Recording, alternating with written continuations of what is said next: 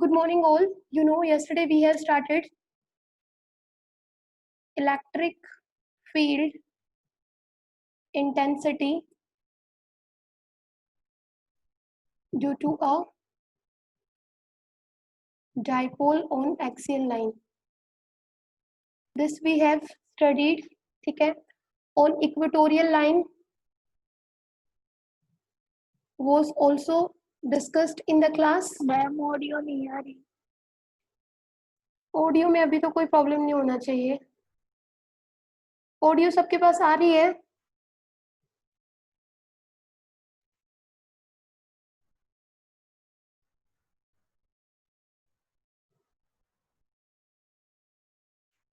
बेटा अब आ रही है? यस, वॉइस आ रही है अब सबके पास? ओके बेटा, electric field intensity due to a dipole on axial line or equatorial line yesterday we have covered. Now we are moving to the next topic, and next topic is electric field intensity or at any point. Electric field intensity at any point due to a short electric dipole.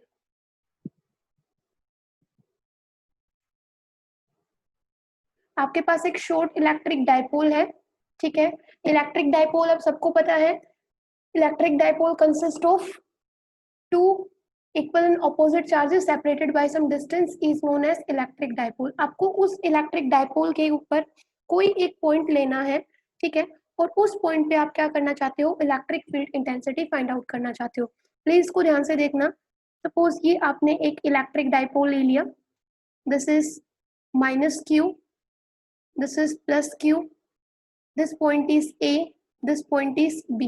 इतना clear है, सबको पता है ये electric dipole है, यहाँ से यहाँ तक का डिस्टेंस इज 2a, यही होता था। अब हम क्या करेंगे, इस इलेक्ट्रिक डाइपोल के ऊपर कोई भी एक पॉइंट लेंगे, ठीक है। वो पॉइंट अब यहाँ पे देखो, एट एनी पॉइंट, ना वो पॉइंट एक्सियल लाइन पे है ना वो इक्वेटोरियल लाइन पे है, ठीक है। हमने ऐसे ही एक पॉइंट ले लिया, सपोज ये आपने एक पॉइंट ले लिया k। अब यहाँ पे क्या करेंगे, ये पॉइंट कहीं पे भी है, I have told you this is not on axial line, not on equatorial line, ठीक है। आपने ये भी लिख ही लेते हैं, O is the centre of dipole. अब आपको क्या करना है, electric field intensity find out करनी है इस K के ऊपर, ठीक है, कि K के ऊपर इलेक्ट्रिक फील्ड इंटेंसिटी क्या होगी। अगर हम इस K को इस O से ज्वाइन कर देते हैं तो आपको पता है सेंटर से जिस पॉइंट पे आप इलेक्ट्रिक फील्ड इंटेंसिटी निकालना चाहते हो उस पॉइंट तक के डिस्टेंस को हम क्या कंसिडर कर लेते हैं, दिस इज r। तो लिख लेते हैं ओके, आपके पास क्या है, r है, ठीक है। अब क्या करेंगे, मान लेते हैं ये देखो, ये जो k है, इस ओके और इस डाइपोल के बीच में कुछ एंगल बन रहा है, इसको हम मान लेते हैं ये एंगल कितना है, थीटा। इस पॉइंट को भी मान लीजिए, दिस इज थोड़ा सा और बढ़ा लेते हैं इसको आगे की तरफ।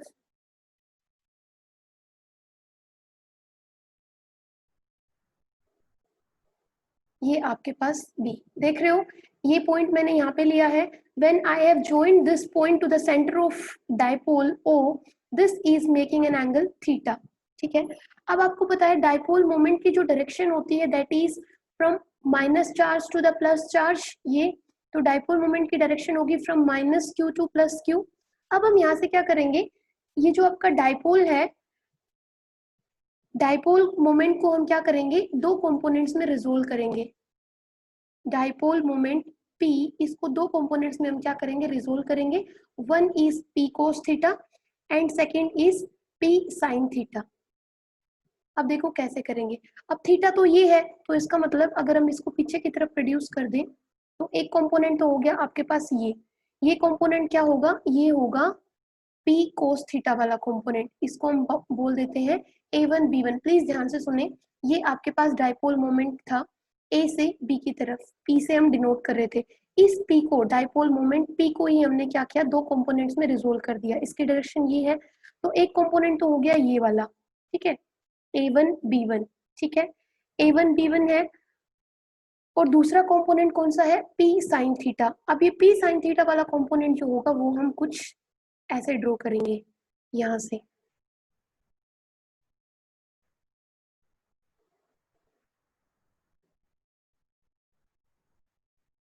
ये वाला, इसको थोड़ा सा बढ़ा देते हैं इस लाइन को, ये आपके पास है,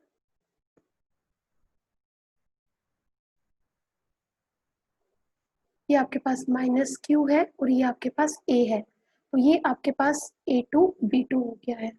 बेटा देखो मैं फिर आपको बता रही हूँ, आपने क्या किया, ये आपका डाइपोल मोमेंट था, ठीक है, minus charge to the plus charge P, इसको आपने क्या किया, दो कंपोनेंट्स में रिजोल्व कर दिया, एक कंपोनेंट तो ये, ठीक है, दूसरा कंपोनेंट ये वाला, ठीक है। तो जो P कोस थीटा है वो किसके अलोंग है, A1B1 के अलोंग है, और P साइन थीटा किसके अलोंग है, A2B2 के अलोंग है। यहाँ तक किसी को कोई प्रॉब्लम है तो बताएं, कोई प्रॉब्लम है बेटा? अब देखो ये जो A2B2 है, A2B2 है वो परपेंडिकुलर है किसके, A1B1 के, ये भी सबको पता है, ठीक है। अब हमें क्या करना है, इस पॉइंट जो हमने माना है कि इसके ऊपर हम क्या करना चाहते हैं, इलेक्ट्रिक फील्ड इंटेंसिटी निकालना चाहते हैं, ठीक है। अब एक चीज देखिए, ये अगर A1B1 एक कंपोनेंट है किसका, डाइपोल मोमेंट का, तो इसके ऊपर ये जो पॉइंट है ये कहाँ पे लाई कर रहा है, एक्सियल लाइन पे, ठीक है। देखो ऐसे ही होता था ना हमारा, ये आपके पास माइनस है, ये आपके पास प्लस चार्ज है, और ये आपने एक पॉइंट लिया के, तो ये कहाँ पे लाई कर रहा है, एक्सियल लाइन पे लाई कर रहा है, ठीक है। और एक्सियल लाइन पे जब पॉइंट लाई करता है तो उसके लिए हम क्या निकालते हैं, जो आपके पास इलेक्ट्रिक फील्ड इंटेंसिटी आई थी when the point is lying on the axial line of dipole, तो उस केस में मान लेते हैं कि जो फील्ड इंटेंसिटी है इस पॉइंट के ऊपर ऑन द एक्सियल लाइन, ये एक्सियल पे ही है, A1B1 की एक्सियल लाइन पे लाई कर रहा है ये पॉइंट, तो यहाँ पे जो इलेक्ट्रिक फील्ड इंटेंसिटी होगी उसको मान लेते हैं E1 है। और वो क्या आई थी हमारे पास, क्योंकि हमने एक्सियल लाइन पे इलेक्ट्रिक फील्ड इंटेंसिटी देखी थी ड्यू टू शॉर्ट डाइपोल, और वो हमारे पास था 2P 4 पाई एप्सिलॉन नॉट और ये R क्यूब। और बेटा देखो यहाँ पे हमारा P नहीं होगा, इस पॉइंट पे या A1B1 के अलोंग हमारा कौन सा कंपोनेंट है, P का हम कोस थीटा लेंगे, तो यहाँ पे हमने लिख दिया P कोस थीटा। बेटा इसमें कोई प्रॉब्लम है तो बताएं, अदरवाइज आप खुद करने बैठोगे तो फिर प्रॉब्लम होगी। और ये जो इलेक्ट्रिक फील्ड इंटेंसिटी है इसको हम किसके अलोंग करेंगे, यहाँ पे आपकी ऐसे ही आई थी इलेक्ट्रिक फील्ड इंटेंसिटी, अगर आपको याद हो तो देखो ऐसे किया था हमने, ये माइनस क्यू है, ये आपके पास प्लस क्यू है, ये आपने एक पॉइंट ले लिया था P, तो इलेक्ट्रिक फील्ड जो net electric field intensity I थी वो आपकी कुछ ऐसे आई थी, तो जो हमने यहाँ पे नेट इलेक्ट्रिक फील्ड इंटेंसिटी निकाली थी वो E2 माइनस E1 करके निकाली थी, और उसकी जो डायरेक्शन थी वो ऐसे ही आई थी, तो यही होगी E1 की डायरेक्शन। क्लियर है? साथ साथ में पीछे वाला भी एक्सप्लेन करती हुई चल रही हूँ, अगर किसी को प्रॉब्लम है तो बताएं प्लीज। अब हम क्या करेंगे, इलेक्ट्रिक फील्ड इंटेंसिटी निकालेंगे। अब ये देखो A2B2 कंपोनेंट है किसका, P का, कौन सा कंपोनेंट है, ये P साइन थीटा वाला कंपोनेंट है। अब इसके ऊपर ये पॉइंट कैसे लाई कर रहा है, आपको नहीं लगता कि ये इक्वेटोरियल पॉइंट है? इस पॉइंट को अगर आप देखो, इस P के इस साइन कंपोनेंट से, क्योंकि A2B2 के अलोंग क्या है, P साइन थीटा वाला कंपोनेंट है, तो इस पे ये पॉइंट K कैसे लाई कर रहा है, इक्वेटोरियल लाइन पे लाई कर रहा है। तो हम मान लेते हैं कि इस पे जो इलेक्ट्रिक फील्ड इंटेंसिटी होगी ड्यू टू द डाइपोल वो कितनी होगी, जो आपकी इक्वेटोरियल पे आई थी वो कितनी आई थी, P/4 पाई एप्सिलॉन नोट, और वो कितना था, R क्यूब। लेकिन हमें यहाँ पे P नहीं, P का कौन सा कंपोनेंट है इसके लो, P साइन थीटा। यहाँ तक किसी को प्रॉब्लम है तो बताएं। अब ये जो इलेक्ट्रिक फील्ड इंटेंसिटी है बेटा, इसके अलोंग कैसे होगी, कुछ ऐसे होगी, याद है ये भी हमने किया था, ये दो पॉइंट्स लिए थे, माइनस क्यू प्लस क्यू, ये सेंटर ऑफ डाइपोल, यहाँ पे आपने पॉइंट लिया था, याद है ना। तो ये पॉइंट कुछ वैसे ही है, देखो अगर इस A2B2 के देखोगे तो ये पॉइंट कौन सी लाइन पे लाई कर रहा है, इक्वेटोरियल लाइन पे। तो अगर हम आप इसको ऐसे ज्वाइन कर देते हो और ऐसे ज्वाइन कर दोगे तो इलेक्ट्रिक फील्ड इंटेंसिटी जो नेट आएगी, याद है दोनों पोस्ट कंपोनेंट कंबाइन हो गए थे इस लाइन के लोग, तो वही हम कर रहे हैं। तो आपकी जो net electric field intensity I थी वो इस डायरेक्शन में आई थी, यहाँ पे P था और ये R था, यहाँ पे दोनों कोस कंपोनेंट ऐड हो गए थे, तो वही हम यहाँ पे कर रहे हैं।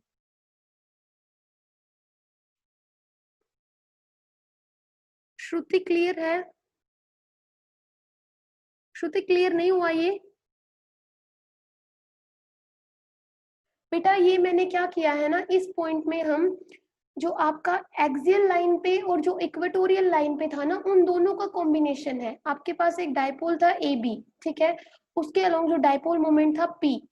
हमने क्या किया, ये एक पहले, सबसे पहले चाहे तो आप पॉइंट कंसिडर कर लो, अदरवाइज अगर मैं आपको समझाने के लिए अगर बोलूं तो हमने क्या किया, इस पी को दो कंपोनेंट्स में रिजोल्व कर दिया, ठीक है। एक कंपोनेंट इज a1 b1 कुछ ऐसे, दूसरा कंपोनेंट इज a2 b2। तो हमने एक पॉइंट लिया के। अब ये के पॉइंट देखो, इस a1 b1 की तो एक्सियल लाइन पे आ रहा है, लेकिन अगर इसी पॉइंट को a2 b2 के लिए अगर आप देखोगे तो ये a2 b2 की इक्वेटोरियल लाइन पे आ रहा है, ठीक है। तो जब एक्सियल लाइन पे आ रहा है a1 b1 की पे, उस टाइम पे इस पॉइंट पे इलेक्ट्रिक फील्ड इंटेंसिटी कितनी होगी, हमारे पास होनी चाहिए थी 2p4πε0r3, जो कि आपका एक्सियल लाइन के लिए जो रिजल्ट था। लेकिन यहाँ पे हमें p नहीं, कि इस a1 b1 के अलोंग p का कौन सा कंपोनेंट है, p cos थीटा, तो हम यहाँ पे वो रिप्लेस कर देंगे।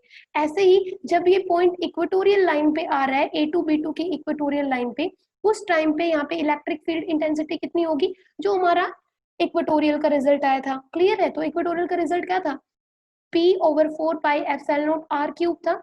और यहाँ पे p नहीं, p का कौन सा कंपोनेंट लेंगे हम, साइन थीटा वाला। तो a2 b2 के अलोंग p साइन थीटा है। ये क्लियर है?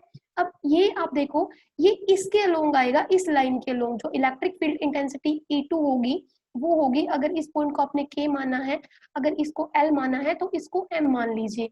यहाँ से E2 इज अलोंग KL, ठीक है, KL के अलोंग है। अब क्लियर है? इस पॉइंट को आप K मान लो, ये B1 यहाँ तक मान लो, ठीक है। तो ये आपके पास E2 हो गया। अब देखो बेटा, इसके अलोंग E1 है, इसके अलोंग E2 है, तो क्या इनके अलोंग कोई रिजल्टेंट नहीं होगी, तो ये यहाँ पे रिजल्टेंट हो गया है। अब बेटा ये जो बनेगा ना आपके पास, ये एक रेक्टेंगल बनेगी कुछ ऐसे।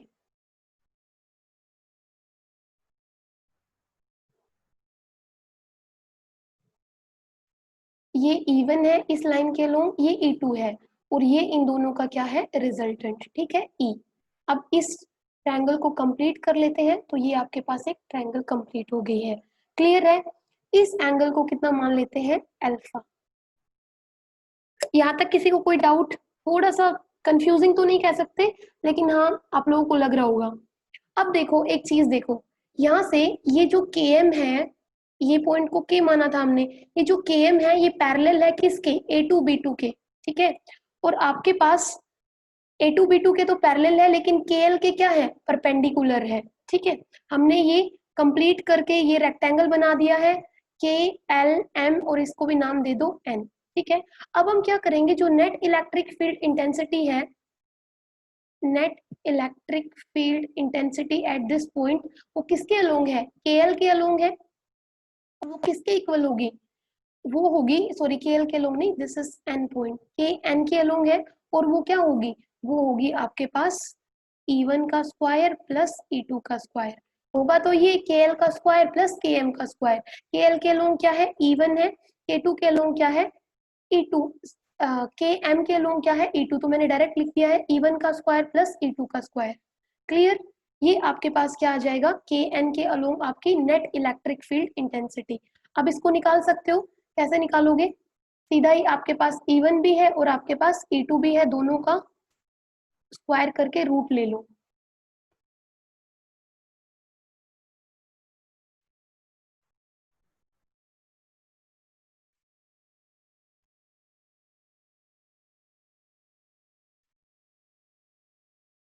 E इज इक्वल टू, अब E1 क्या था, कोई बताएगा, 2p cos थीटा ओवर 4πε0 और r³ और इसका क्या लेना है, स्क्वायर। प्लीज कंफ्यूज मत होना, बहुत इजी इक्वेशन है, अगर याद करोगे तो ढंग से। ये क्या होगा, 2 नहीं आएगा यहाँ पे, p sin theta divided by 4πε0 r³ और इसका भी स्क्वायर। यहाँ तक कोई प्रॉब्लम? आगे चले। अब क्या कुछ कॉमन ले सकते हैं इसमें से, हम यहाँ पे कॉमन ले सकते हैं, क्या p को कॉमन ले सकते हैं, ठीक है। स्क्वायर करोगे तो रूट कैंसिल हो जाएगा, तो आपके पास आ जाएगा 4πε0 और r³ को भी बाहर ले लीजिए। अंदर क्या बचेगा आपके पास, अंदर आपके पास बचेगा, तो इसको खोलोगे 2 cos थीटा और 2 cos थीटा का square, that means 4 cos square theta. Clear है? यहाँ से आपके पास क्या रहेगा, सिर्फ साइन स्क्वायर थीटा। किसी को अगर कोई प्रॉब्लम है तो बताएं। अब देखो, क्या इस 4 कोस स्क्वायर थीटा को मैं लिख सकती हूँ 3 cos square theta plus cos square theta? लिख सकती हूँ ना? तो ये आपके पास क्या आ जाएगा, इसको यहीं से रब कर देते हैं और इसको मैं लिख देती हूँ 3 cos square theta plus cos square theta. अब ये देखो, cos square theta plus sine square theta क्या हो जाएगा, 1, और ये आपके पास आ जाएगा p/4 pi epsilon naught r cube, और ये आ गया आपके पास पूरी 3 कोस स्क्वायर थीटा प्लस 1। अगर किसी को प्रॉब्लम है तो बताएं बेटा, कोई डाउट? चले आगे। अब ये आपके पास आगे है जो नेट इलेक्ट्रिक फील्ड इंटेंसिटी है along kn, that is given by p/4 pi epsilon naught r cube 3 cos square theta plus 1। ये सबको क्लियर है? बस यही तो हमें करना था, ये आपके पास रिजल्ट आ गया। अब यहाँ पे हमें थोड़ा सा केसेस स्टडी करने हैं, क्योंकि आपको पता है जो ये इलेक्ट्रिक फील्ड इंटेंसिटी है ये थीटा के ऊपर डिपेंड कर रही है। यहाँ पे थीटा भी है, तो जहाँ पे भी थीटा होता है वहां पे हमें कुछ केसेस स्टडी करने पड़ेंगे, मेनली इस चैप्टर के अंदर। तो आप फर्स्ट केस क्या डिसाइड करोगे यहाँ से, जब आपके पास ये जो पॉइंट है के अगर कहाँ पे लाई कर रहा हो, एक्सियल लाइन पे। एक्सियल लाइन पे मतलब इस पॉइंट को अगर आप उठा के अगर यहाँ पे ले आओ, यहाँ यहाँ ले आओ, तो ये जो थीटा है आपके पास ये कितना हो जाएगा, 0 डिग्री। देखो इसको अगर शिफ्ट करते करते आप यहाँ ले आओगे तो ये पूरी लाइन जो A1 B1 है किसके अलोंग आ जाएगी, AB के अलोंग आ जाएगी। तो when the point lies on किसके ऊपर, एक्सियल लाइन के ऊपर। तो अगर जब एक्सियल लाइन पे होगा ये पॉइंट तो उस टाइम पे क्या होगा, थीटा आपका कितना आ जाएगा, 0 डिग्री। और यहाँ पे क्या है, कोस थीटा है, तो कोस 0 कितना होगा, 1 होगा। ये क्लियर है? तो यहाँ से आपके पास electric field intensity on axial line कितनी आ जाएगी, ये आ जाएगी p/4 pi epsilon naught r cube. यहाँ से देखिए 3 कोस स्क्वायर थीटा, तो कोस 0 तो कितना हो गया, 1, तो ये हो गया 3 + 1 मतलब 4, और 4 को आप स्क्वायर रूट करोगे तो कितना आ जाएगा, 2। तो अगेन वही आ गया 2p/4 पाई एप्सिलॉन नॉट r क्यूब। ये समझ आया? यही तो रिजल्ट आया था हमारा, किसके अलोंग, जब आपका पॉइंट कहाँ पे लाई कर रहा हो, एक्सियल लाइन पे लाई कर रहा हो। क्लियर है? कोई डाउट किसी को? अब देखो, आप क्या करो, इस A1 B1 को घुमाते जाओ और यहाँ ले आओ। ठीक है, तो जब यहाँ ले आओगे, इसको सिर्फ ऐसे बना रहे हो, तो थीटा कितना हो जाएगा, 90 डिग्री। अगर ये पॉइंट इस लाइन पे आ जाए, कहाँ पे लाई करे, इक्वेटोरियल लाइन पे लाई करे, तो उस टाइम पे इसके बीच में, AB के बीच में और इस पॉइंट के बीच में जहाँ पे लाई करेगा उस लाइन के बीच में कितना एंगल बन जाएगा, 90 डिग्री। तो when point lies on the equatorial line, ठीक है, इक्वेटोरियल पे लाई करेगा तो उस टाइम पे थीटा कितना होगा, 90 डिग्री होगा, और कोस 90 कितना होगा, 0 होगा। तो ये इक्वेशन क्या बन जाएगी, ये इक्वेशन बन जाएगी p/4 pi epsilon naught r cube, और ये आपके पास 3 इंटू कोस 90, तो ये तो 0 हो जाएगा और ये रहेगा 1, तो 1 का रूट कुछ नहीं, ये आपके पास आ जाएगा result p/4 pi epsilon not over r cube. यही तो आया था बेटा रिजल्ट, कब, जब आपका पॉइंट कहाँ पे लाई कर रहा था, इक्वेटोरियल लाइन पे लाई कर रहा था। इतना क्लियर है सबको? इसमें कोई डाउट? यहाँ से आप एक चीज कर सकते हो, ये जो ट्रायंगल देख रहे हो KLN, इसमें आप अगर टेंजेंट अल्फा अगर लेते हो तो टेंजेंट अल्फा कितना आ जाएगा, टेंजेंट अल्फा आपके पास आ जाएगा LN, ये वाला, ठीक है, डिवाइडेड बाय KL, ये मतलब परपेंडिकुलर ओवर बेस। अब ये परपेंडिकुलर है तो ये रेक्टेंगल की ये साइड इसके साइड इक्वल भी होगी, तो ये कितना आ जाएगा आपके पास KM, और KM किसके इक्वल है, आप इसको इतना लिख दीजिए KM, और ये किसके इक्वल हो जाएगा, KLE रहने दीजिए इसको। ठीक है, इसका कोई यूज नहीं है, आप देख लीजिए इसको, आपको समझ आ जाएगा।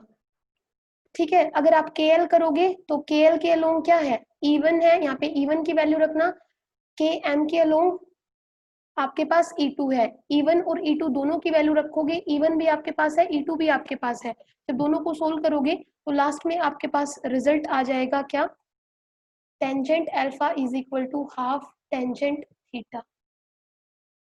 बेटा ये डेरिवेशन थी, क्लियर है? इसमें मेन आपको यही बताना है कि जब आपका पॉइंट किसी भी एक पॉइंट पे लाई कर रहा हो जिसपे आपको इलेक्ट्रिक फील्ड इंटेंसिटी निकालनी हो, ना वो एक्सियल पे है ना वो इक्वेटोरियल पे है, पर हम करेंगे क्या, इस डाइपोल मोमेंट को डिवाइड करेंगे दो कंपोनेंट्स में, A1 B1 के अलोंग होगा P cos theta, A2 B2 के अलोंग होगा P sin थीटा। फिर ये पॉइंट आप देख रहे हो A1 B1 के तो एक्सियल लाइन पे लाई कर रहा है और A2 B2 के इक्वेटोरियल पे लाई कर रहा है। इक्वेटोरियल और एक्सियल दोनों का रिजल्ट लिखेंगे, जो नेट इलेक्ट्रिक फील्ड इंटेंसिटी होगी वो क्या होगी, दोनों का स्क्वायर और उनका सम ले लेंगे, रूट कर लेंगे, और आपके पास ये लास्ट में जो हमने वहां से रिजल्ट निकाला था सेम रिजल्ट यहाँ से आ जाएगा। कोई डाउट है? चले आगे बेटा, आगे चले। ओके, आप लोगों की कोई क्लास है क्या अभी आगे? आप लोगों की कोई क्लास नहीं है तो कंटिन्यू कर लेते हैं। कोई लाइव क्लास है आज?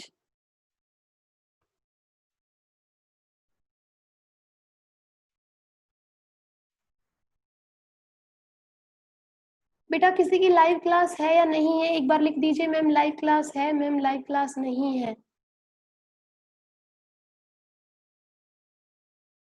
10 बजे है बायो की, कोई बात नहीं, 10 बजे तो मेरी भी है।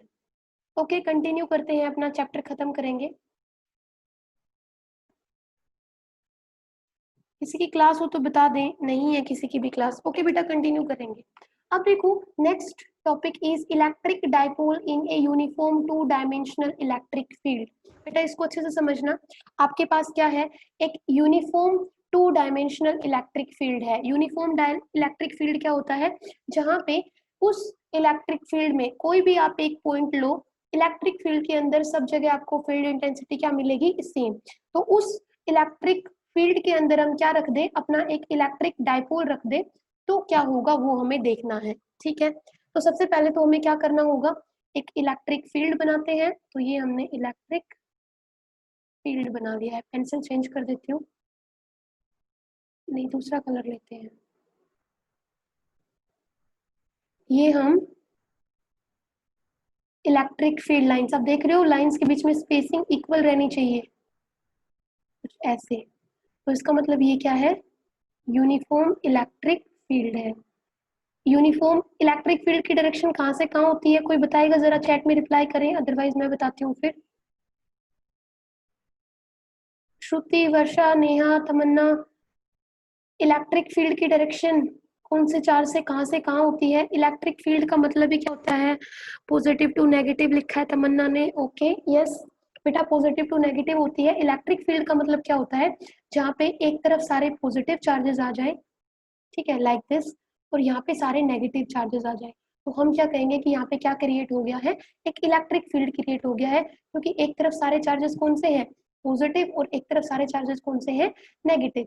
तो सही बोल रहे हो मैम, पॉजिटिव टू नेगेटिव, ठीक है सबने ही पॉजिटिव टू नेगेटिव लिखा है।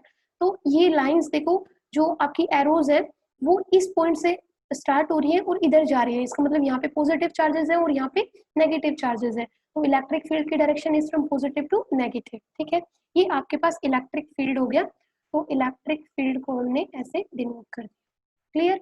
अब हमें क्या करना है, हमें अपना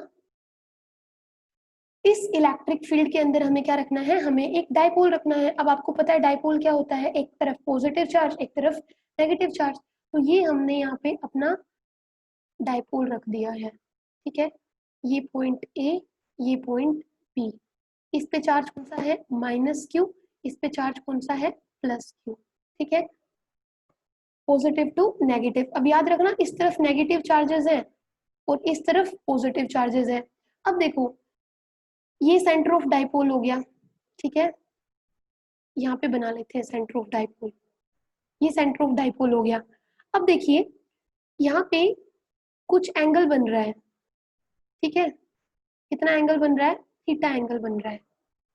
ठीक है, ये इलेक्ट्रिक फील्ड इस डाइपोल के साथ कितना एंगल बना रहा है, थीटा एंगल बना रहा है। ठीक है, आपके डाइपोल मोमेंट की direction is from negative charge to the positive charge. अब क्या करेंगे बेटा, ये डिस्टेंस पूरा कितना है 2a है, याद रखना a से b तक का डिस्टेंस कितना है 2a है। अब ये जो चार्ज है -q, इसके ऊपर एक फोर्स लगेगा। आपको पता है इलेक्ट्रिक फील्ड इंटेंसिटी क्या होती है, इलेक्ट्रिक फील्ड इंटेंसिटी होती है फोर्स अपॉन में चार्ज। अब यहाँ से अगर फोर्स की वैल्यू निकालें तो वो कितनी होगी, Q इंटू ई होगी। तो क्योंकि ये जो चार्ज है, ये डाइपोल है, वो इलेक्ट्रिक फील्ड के अंदर रखा हुआ है, तो इसके ऊपर एक फोर्स लगेगा इस चार्ज के ऊपर, और वो फोर्स कितना होगा, उस फोर्स का मैग्नीट्यूड होगा किसके इक्वल, Q इंटू ई के इक्वल। तो ये फोर्स कौन से डायरेक्शन में लगेगा, अभी आपने बताया कि इलेक्ट्रिक फील्ड की डायरेक्शन क्या है, पॉजिटिव टू नेगेटिव, मतलब इस तरफ डाउनवर्ड डायरेक्शन में सारे पॉजिटिव चार्जेस है और ये एक नेगेटिव चार्ज है। तो इसके ऊपर आपको नहीं लगता ये सारे डाउनवर्ड डायरेक्शन में इसके ऊपर फोर्स लगाएंगे, और क्या होगा उस फोर्स का मैग्नीट्यूड, वो होगा -q इंटू ई। इसमें किसी को डाउट कि ये फोर्स की डायरेक्शन डाउनवर्ड डायरेक्शन में क्यों आई, तो F is equal to -q into E. Clear है। अब ये जो चार्ज है इसके ऊपर भी एक फोर्स लगेगा, यहाँ पे प्लस चार्ज है लेकिन ऊपर की तरफ चार्जेस कौन से हैं, नेगेटिव है, तो वो इसको अपनी तरफ अट्रैक्ट करेंगे कुछ इस डायरेक्शन में, ठीक है, ऊपर की तरफ इसके ऊपर फोर्स लगेगा, और इस फोर्स का मैग्नीट्यूड कितना होगा, Q इंटू ई। ये क्लियर है सबको, ये फोर्स हो गया आपके पास Q इंटू ई। अब देखो ये हो गया, दो फोर्सेस हो गए, ये दोनों फोर्सेस, इसका मैग्नीट्यूड है QE और इसका मैग्नीट्यूड कितना है -QE, लेकिन दोनों ही फोर्सेस इस डाइपोल के अलग अलग आर्म पे लग रहे हैं, ये इस तरफ लग रहा है, ये ऊपर की डायरेक्शन में लग रहा है। तो यहाँ पे जो नेट फोर्स होगा, net force on the dipole, जो नेट फोर्स होगा बेटा डाइपोल पे वो कितना होगा, एक फोर्स तो है +QE, दूसरा कितना है -QE, तो नेट फोर्स तो कितना हो गया 0, ठीक है, क्योंकि फोर्सेस इक्वल हैं और क्या है पैरेलल है, लेकिन ये डिफरेंट डिफरेंट आर्म्स पे क्या कर रहे हैं, इसका जो पॉइंट पॉइंट ऑफ इफेक्ट है वो ये है और इसका ये है। तो आपको नहीं लगता कि यहाँ पे एक कपल ऑफ फोर्स क्रिएट हो जाएगा,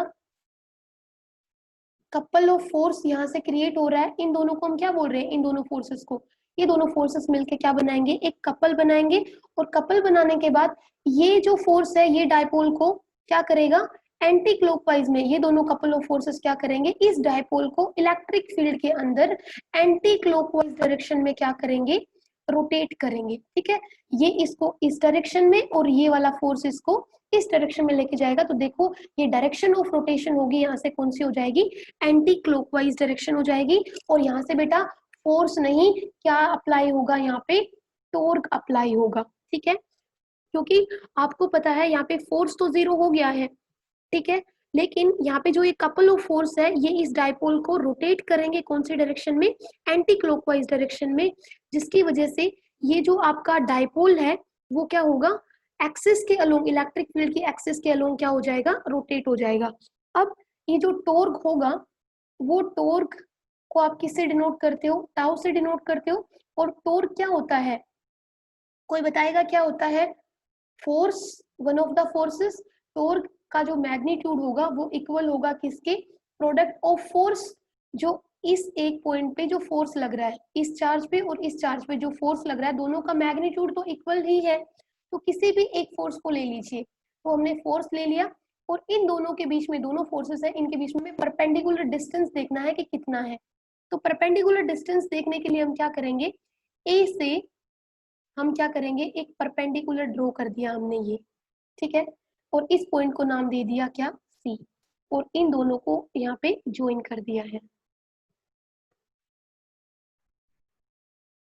ये बी से सी, और ये आपके पास क्या हो गया है थीटा। अब हमें क्या चाहिए, हमारे पास स्ट्रोक का फॉर्मूला है force into perpendicular distance between the, perpendicular distance between the two charges. अब ये जो दोनों चार्जेस हैं इनके बीच में परपेंडिकुलर डिस्टेंस AC है, लेकिन मैं AC कैसे फाइंड आउट कर सकती हूँ, ये जो ट्रायंगल है ABC, इसमें हम क्या करेंगे, इसमें साइन थीटा निकालेंगे। साइन थीटा आपको पता है क्या होता है, परपेंडिकुलर ओवर हाइपोटेन्यूज, तो इस ट्रायंगल में परपेंडिकुलर क्या हो जाएगा AC और हाइपोटेन्यूज क्या है AB। अब हमें क्या निकालना है AC, क्योंकि AC परपेंडिकुलर डिस्टेंस है, तो AC क्या हो जाएगा AB साइन थीटा, और आपको पता है ए बी की लेंथ कितनी है, A B is length of dipole, तो वो है 2a साइन थीटा। इसमें किसी को कोई प्रॉब्लम बेटा? ओके, तो हम यहाँ से टोर को क्या लिख सकते हैं, फोर्स। फोर्स का मैग्नीट्यूड कितना है, दोनों ही फोर्सेस का मैग्नीट्यूड इक्वल है, तो ये हो जाएगा Q E into perpendicular distance between the two charges, वो कितना हो जाएगा 2a साइन थीटा। किसी को प्रॉब्लम यहाँ से? कोई प्रॉब्लम बेटा? नो। तो अब देखिए, ये देखिए 2a इंटू क्यू क्या बन जाएगा, डाइपोल मोमेंट क्या था, Q इंटू 2a, इसको लिख सकती हूँ। तो टोर्क आपके पास क्या बन जाएगा, टोर्क आपके पास बन जाएगा P E साइन थीटा। कोई प्रॉब्लम यहाँ तक? अब देखो, आपको पता है PE और साथ में साइन थीटा आ रहा है, इसका मतलब ये जो रिजल्ट आया है ये दो वेक्टर क्वांटिटीज का क्या है, साइन डॉट प्रोडक्ट है, क्रॉस प्रोडक्ट है। साइन थीटा कब आता है, जब क्रॉस प्रोडक्ट हो। देखो याद रखो, फोर्स आपके पास एक क्वांटिटी है, वेक्टर क्वांटिटी है, डिस्प्लेसमेंट आपके पास वेक्टर क्वांटिटी है, इसको जब ओपन करोगे तो क्या आएगा, एफ एस कोस थीटा, और ये किसके इक्वल था, वर्क डन के इक्वल। लेकिन आपके पास एफ क्रॉस एस हो तो क्या आएगा, एफ एस साइन थीटा। इसका मतलब ये किसी का क्रॉस प्रोडक्ट का रिजल्ट है, तो यहाँ पे आएगा पी क्रॉस ई, और इसको जब सोल्व करोगे क्रॉस प्रोडक्ट को तो क्या आ जाएगा, पीई साइन थीटा। तो आपके पास टॉर्क आ गया कितना, P क्रॉस E। ये क्लियर है बेटा? तो ये आपके पास क्या आ गया है, टॉर्क आ गया है। अब आपको क्या करना है कि यहाँ पे भी कुछ स्पेशल केसेस स्टडी करने हैं। इतना क्लियर है क्या किया हमने, ये आपके पास एक यूनिफॉर्म 2 डायमेंशनल इलेक्ट्रिक फील्ड था जिसको हमने येलो लाइन से दिखाया है, उसकी डायरेक्शन कहाँ से कहाँ है, पॉजिटिव टू नेगेटिव। यहाँ पे सारे पॉजिटिव चार्जेस होंगे, यहाँ पे सारे नेगेटिव चार्जेस होंगे। अब क्या करना है, यहाँ पे अगर सारे नेगेटिव चार्जेस एक्यूमुलेट है तो ये हमने इसके अंदर डाइपोल रख दिया है माइनस क्यू, ये प्लस क्यू। तो प्लस क्यू को ये अपनी तरफ इस चार्ज पे फोर्स लगाएंगे, ये माइनस वाले चार्ज इसको डाउनवर्ड डायरेक्शन में पुश करेंगे, पुश नहीं पुल करेंगे। तो यहाँ पे जो फोर्स लगेगा उसका मैग्नीट्यूड होगा माइनस क्यू इंटू ई, क्योंकि ये माइनस क्यू है तो माइनस क्यू इंटू ई, यहाँ पे क्यू इंटू ई। तो ये दोनों फोर्सेस, नेट फोर्स तो कितना होगा इस डाइपोल पे, नेट फोर्स तो जीरो होगा, ठीक है, Q E into Q E. लेकिन यहाँ पे कपल ऑफ फोर्स, दो फोर्सेस है, इनको हम कपल ऑफ फोर्स बोलेंगे। ये क्या करेंगे, इस डाइपोल को रोटेट करेंगे, और जहाँ पे भी रोटेशन की बात करते हैं तो वहां पे क्या क्रिएट होता है, टॉर्क यहाँ पे क्रिएट होगा, फोर्स नहीं, फोर्स तो जीरो होगा, लीनियर फोर्स यहाँ पे जीरो हो जाएगा, लेकिन टॉर्क होगा। वो टॉर्क हम कैसे निकालेंगे, force, one of the force and the perpendicular distance between the two forces. Perpendicular distance के लिए हमने क्या किया, ए से इसके ऊपर एक परपेंडिकुलर डाल दिया, दोनों को ज्वाइन कर दिया, ये थीटा है। इस परपेंडिकुलर डिस्टेंस की वैल्यू निकालने के लिए हमने क्या किया, साइन थीटा की वैल्यू निकाल ली, ये आपके पास 2a साइन थीटा आ गया। यहाँ से जब टॉर्क की वैल्यू रखी तो ये force Q E, 2a sine theta, ये बन गया q इंटू 2a आपके पास p, ये e और ये साइन थीटा, और इसको सोल्व किया तो ये हो गया आपके पास cross product of two vector quantities. अब यहाँ पे इसको रब कर दूं मैं, हम यहाँ पे कुछ स्पेशल केसेस अब स्टडी करने वाले हैं, ठीक है, क्योंकि देखो यहाँ पे अगेन टॉर्क किसके ऊपर डिपेंड कर रहा है, थीटा के ऊपर, ठीक है, कि थीटा अगर चेंज होगा, थीटा अगर वेरी करेगा तो इस टॉर्क की वैल्यू भी क्या होने वाली है, चेंज होने वाली है। तो वो हमें यहाँ पे कुछ दो स्पेशल केसेस स्टडी करने हैं, तो वो स्टडी कर लेते हैं। बस वही होगा कि पहले मान लो आपके पास थीटा कितना हो जाए, 0 डिग्री, ठीक है, थीटा 0 डिग्री हो जाए तो उस केस में आपका जो डाइपोल मोमेंट होगा, अगर ये थीटा अगर 0 हो जाए तो उस केस में जो ई है और आपका जो डाइपोल मोमेंट है, दोनों की डायरेक्शन सेम हो जाएगी, ठीक है। तो दोनों की डायरेक्शन अगर सेम हो जाएगी और थीटा आपका 0 हो जाएगा, तो साइन है यहाँ पे, तो साइन 0 कितना होगा, 0 होगा। तो आपके पास अभी करके दिखा देती हूँ। Suppose first case, if angle theta, ये थीटा है किसके बीच में, इलेक्ट्रिक फील्ड इंटेंसिटी या इलेक्ट्रिक फील्ड और डाइपोल मोमेंट के बीच में। इफ अगर ये थीटा कितना हो जाए, 0 डिग्री हो जाए, तो ये दोनों एक दूसरे के अलाइन हो जाएंगे, ठीक है। तो उस केस में आपके पास जो टॉर्क है वो कितना है, torque sorry P E sine theta है, आपको पता है। तो अगर ये थीटा अगर जीरो हो जाएगा तो साइन जीरो कितना होता है, जीरो होता है। तो टोर्ग यहाँ से आपके पास क्या आ जाएगा, टोर्ग आपके पास आ जाएगा पी ई साइन जीरो। तो टोर्ग कितना आ गया, जीरो। ठीक है, और इस कंडीशन को क्या कहेंगे, अब इस कंडीशन में जब आपका जो ये डाइपोल होगा इस इलेक्ट्रिक फील्ड के अंदर, वो कैसा होगा, that would be in dipole in such a situation would be in unstable equilibrium. ठीक है, in such a condition the dipole is said to be in unstable equilibrium. Second case क्या होगा, जब ये थीटा कितना बन जाए, थीटा ना रह के 90 डिग्री अगर हो जाए, ठीक है, तो उस केस में आपके पास साइन 90 कितना होगा, 1, और आपके पास जो टोर्क है वो कितना आ जाएगा, पीई, और ये क्या होगा, मैक्सिमम टोर्क होगा। ठीक है, तो बस एक ये केस था जिसमें आपको क्या बताना था कि थीटा यहाँ पे क्या होगा, अब सॉरी टोर्क यहाँ पे क्या होगा, मैक्सिमम होगा। कब, जब आपके पास थीटा कितना हो जाए, 90 डिग्री हो जाए। ये आपके पास दो केसेस थे जब आप इलेक्ट्रिक डाइपोल को किस में रखते हो, uniform two dimensional electric field के अंदर रखते हो। ये क्लियर है, तो बेटा आगे चले, इसके ऊपर एक न्यूमेरिकल करना है।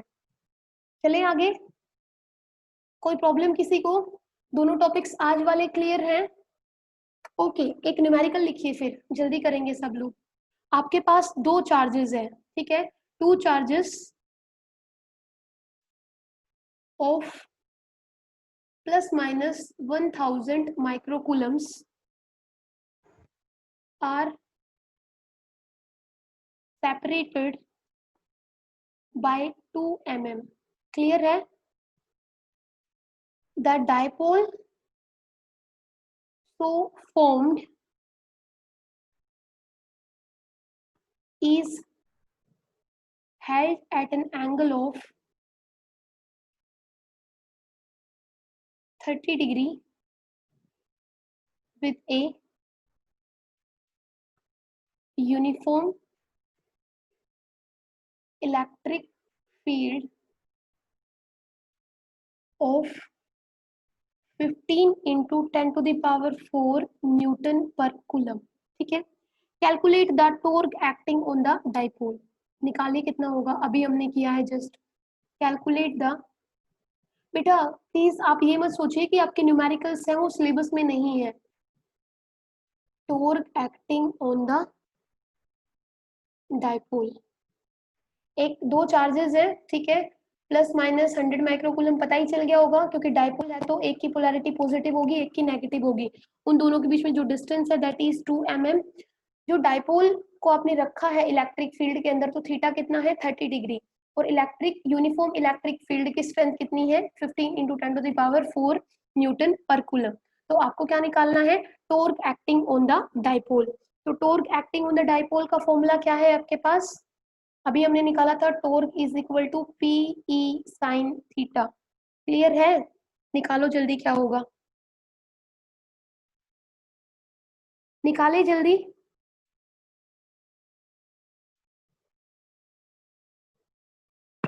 आंसर मिलेगा मुझे, तमन्ना, श्रुति, वर्षा, निशु, कीर्ति, प्रियंका, जल्दी करो।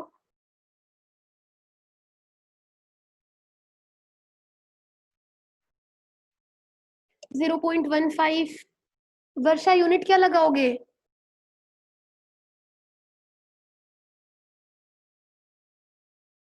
न्यूटन मीटर बेटा।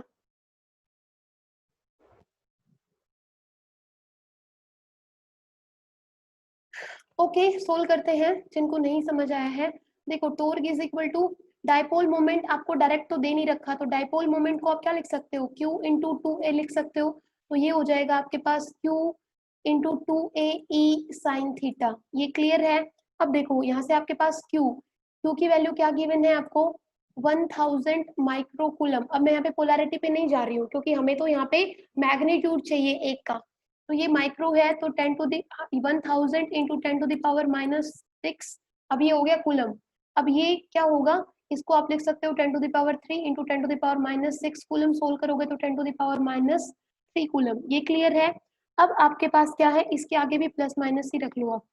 अब हमें क्या सोल्व करना है, हमें है डिस्टेंस सेपरेटेड बाय 2 mm मतलब दोनों के बीच में जो डिस्टेंस है ये -q है, ये आपके पास +q है, और ये जो डिस्टेंस कितना होता था 2a, वो आपको गिवन है कितना 2 mm। तो 2a की वैल्यू कितनी गिवन है 2 mm। अब 2 mm को अगर आप किस में चेंज करते हो, मीटर में चेंज करते हो, तो डिवाइड बाय कितना करना पड़ेगा 1000। तो 2/1000 करोगे, 2a है इज इक्वल टू 2 mm। इसको अगर आप 1000 से डिवाइड कर देते हो तो ये क्या बन जाता है 2 इंटू 10⁻³ और ये भी क्या बन गया मीटर। क्लियर है। तो ये हो गया आपके पास 2a, मतलब जो सेपरेशन है उसकी वैल्यू कितनी आ गई 2 इंटू 10⁻³ मीटर। और आपको क्या दे रखा है थीटा दे रखा है कितना 30 डिग्री। सारी वैल्यूज मिल गई, पुट कर दीजिए। टोर कितना आ जाएगा क्यू कितना है 10⁻³ ओके। फिर क्या है 2q, सॉरी 2a की वैल्यू कितनी है 2 into 10⁻³ into E, electric field intensity की वैल्यू गिवन है 15 इंटू 10⁻⁴ इंटू क्या है साइन थीटा साइन 30। साइन 30 की वैल्यू आपको पता है कितनी होती है 1/2। 2 से 2 कैंसिल हो गया, इसको सोल्व कर लीजिए, answer would be 0.15 newton metre. Clear है। ये चैप्टर मुझे खत्म कराना है किसी भी हालत में। आगे चले। ओके, लास्ट डेरिवेशन हमारे पास रह गई है इस चैप्टर की, and that is potential energy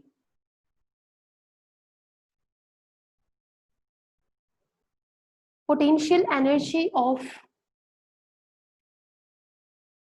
dipole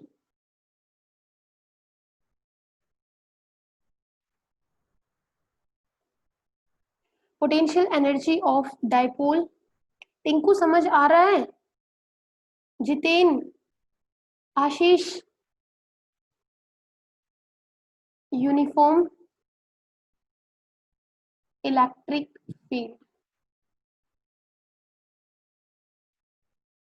बेटा अब क्या करना है हमें, देखो potential energy of dipole in a uniform electric field. अभी हमने जो यूनिफॉर्म इलेक्ट्रिक फील्ड बनाया था कुछ ऐसे करके, ठीक है, उसको दोबारा बनाने की जरूरत है क्या? चलो बना देती हूँ। ये आपके पास यूनिफॉर्म इलेक्ट्रिक फील्ड है। बेटा थोड़ा सा यहाँ पे पेन टैप पे बनाना, आप देख रहे हो थोड़ा सा डिफिकल्ट है और टाइम भी लग रहा है। आप समझ गए होगे। अगेन वही डायग्राम बनाना है जो हमने यूनिफॉर्म इलेक्ट्रिक फील्ड के अंदर किसको रखा था, डाइपोल को रखा था। तो ये हमने वही यूनिफॉर्म इलेक्ट्रिक फील्ड रख लिया है। उसके अंदर हमने क्या किया है, ये एक डाइपोल बना लिया है। This is point A, this is point B. यहाँ पे चार्ज इज -q, यहाँ पे चार्ज इज +q। ठीक है, ये एक फोर्स डाउनवर्ड डायरेक्शन में है, ये अपवर्ड डायरेक्शन में है। सबको पता लग गया होगा, क्योंकि यहाँ पे इस पॉइंट पे जो चार्ज रखा हुआ है +q है, और यहाँ पे सारे नेगेटिव चार्जेस है एरो हेड्स की तरफ, और पीछे आपके चार्जेस कितने हैं डाउनवर्ड डायरेक्शन में, पॉजिटिव चार्जेस है। तो ये पॉजिटिव चार्जेस इसको डाउनवर्ड डायरेक्शन में पुल करेंगे, ये इसको अपवर्ड डायरेक्शन में पुल करेंगे। तो दो इक्वल एंड अपोजिट फोर्सेस यहाँ पे लग रहे हैं। This is -QE and this is, यहाँ पे जो फोर्स है वो +QE। ठीक है, this is centre of dipole O, और यहाँ पे एंगल कितना बन रहा है थीटा। ये जो इलेक्ट्रिक फील्ड है इस डाइपोल के साथ कितना एंगल बना रहा है, थीटा बना रहा है। अब हमें निकालना क्या है, potential energy of dipole in a uniform electric field. कि ये यूनिफॉर्म इलेक्ट्रिक फील्ड है, इसके अंदर डाइपोल की जो पोटेंशियल एनर्जी है वो कितनी होगी। तो हमने वही सब कुछ कहानी लिख देंगे कि आपके पास एक इलेक्ट्रिक फील्ड है जिसकी डायरेक्शन ये है, इसके अंदर ए बी एक डाइपोल है, उसको रख दिया है, थीटा इज द एंगल। ठीक है, तो यहाँ पे जो लीनियर फोर्स होगा वो तो जीरो हो जाएगा, नेट फोर्स इस डाइपोल के ऊपर जो लगेगा वो तो जीरो हो जाएगा। लेकिन यहाँ पे क्या एक्ट होगा डाइपोल के ऊपर, टॉर्क यहाँ पे एक्ट होगा ऑन द डाइपोल, और टॉर्क का जो मैग्नीट्यूड होगा वो कितना होगा PE साइन थीटा। ये भी आप सबको पता है। ठीक है, और ये टॉर्क क्या करेगा, ये टॉर्क रोटेट करेगा इस डाइपोल को, किसके अंदर, इलेक्ट्रिक फील्ड के अंदर। कौन से डायरेक्शन में, कौन से डायरेक्शन में, एंटी क्लॉकवाइज डायरेक्शन में रोटेट करेगा। तो एक बात बताइए बेटा, इसको रोटेट करने के लिए आपको नहीं लगता small amount of work done यहाँ पे करना पड़ेगा, small amount of work is done in rotating the dipole. अब देखो रोटेट कर रहे हैं तो जो हम डिस्प्लेसमेंट की बात नहीं करेंगे, अब हम किसकी बात करेंगे, लीनियर डिस्प्लेसमेंट की नहीं, एंगुलर डिस्प्लेसमेंट की, कि अगर ये डायपोल है, ये इसके अंदर रखा हुआ है इलेक्ट्रिक फील्ड के अंदर, अगर हम ये इसको ऐसे रोटेट करना है, तो रोटेट करने के लिए थोड़ा थोड़ा थीटा घुमाना पड़ेगा, हमें इसको रोटेट करना पड़ेगा। तो अगर डी थीटा अगर हम मान लें कि डी थीटा एंगल से हमने इसको क्या किया, इलेक्ट्रिक फील्ड के अंदर रोटेट कर दिया, तो रोटेट अगर डी थीटा से किया है, डी थीटा यहाँ पे क्या है, स्मॉल एंगुलर डिस्प्लेसमेंट, तो उसके लिए आपको वर्क डन भी करना पड़ेगा। तो यहाँ से वर्क डन भी क्या होगा, small amount of work done होगा, ठीक है। तो ये जो small amount of work done होगा, वर्क डन का फॉर्मूला क्या था, फोर्स इनटू डिस्प्लेसमेंट। फोर्स और डिस्प्लेसमेंट के डॉट प्रोडक्ट को जब हमने ओपन किया था तो क्या आया था, एफ एस कोस थीटा, ये था वर्क डन का फॉर्मूला। लेकिन यहाँ पे फोर्स तो है ही नहीं, हमारे पास क्या है, टॉर्क है, तो हम यहाँ पे लिखेंगे टॉर्क, और यहाँ पे हमारे पास लीनियर डिस्प्लेसमेंट भी नहीं है, क्या है, एंगुलर डिस्प्लेसमेंट, तो हम यहाँ से लिखेंगे, ये हो गया डी थीटा। क्लियर है। अब हम क्या लिखेंगे,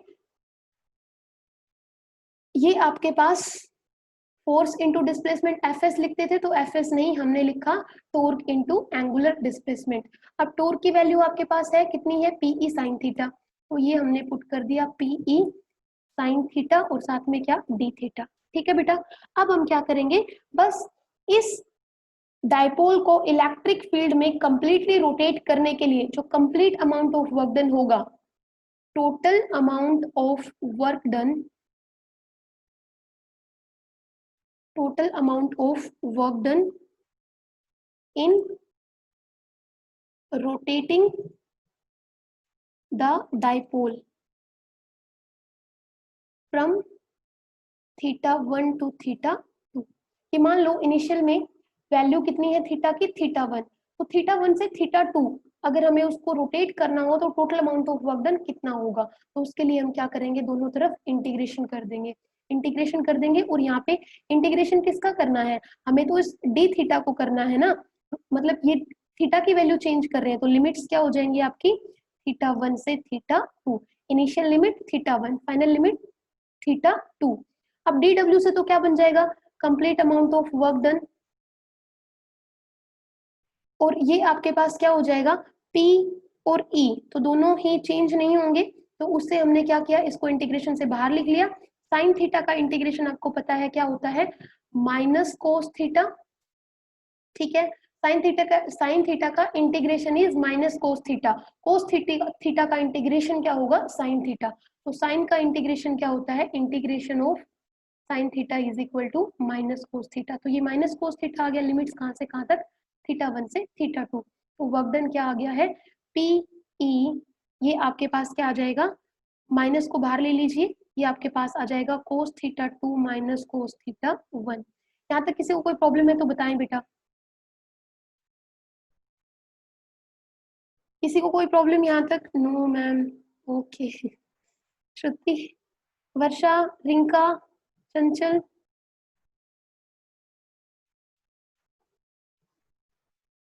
अब देखो यहाँ पे भी अगेन क्या आ गया है आपके पास, यहाँ पे भी आपके पास जो वर्क डन आया है, जो आपने इस डायपोल के ऊपर जो वर्क डन किया है, उसको ये डायपोल अपने अंदर स्टोर कर लेगा, किस फॉर्म में, पोटेंशियल एनर्जी की फॉर्म में। तो जो पोटेंशियल एनर्जी होगी that is equal to the work done on the dipole, and this is equal to minus PE cos theta 2 minus cos theta 1। कोई प्रॉब्लम बेटा यहाँ पे। अब हम क्या करेंगे, देखो ये जो आपका यहाँ पे भी पर्टिकुलर केसेस हमें स्टडी करने होंगे, क्योंकि जो पोटेंशियल एनर्जी है वो किसके ऊपर डिपेंड कर रही है, थीटा के ऊपर, और थीटा तो वेरी कर रहा है। तो अब हम यहाँ क्या मानेंगे, मान लो जो इनिशियल में जो आपका ये डाइपोल है, ये किसके अलाइन है, ये इलेक्ट्रिक फील्ड इंटेंसिटी ई के अलाइन है, तो उस केस में जो आपका थीटा 1 होगा वो कितना हो जाएगा, 0 डिग्री, और जो थीटा 2 होगा उसको हम किसके इक्वल रख देंगे, थीटा के इक्वल। तो जब ये कब है, when your dipole is initially aligned along this electric field intensity, मतलब dipole is aligned, first case है ये,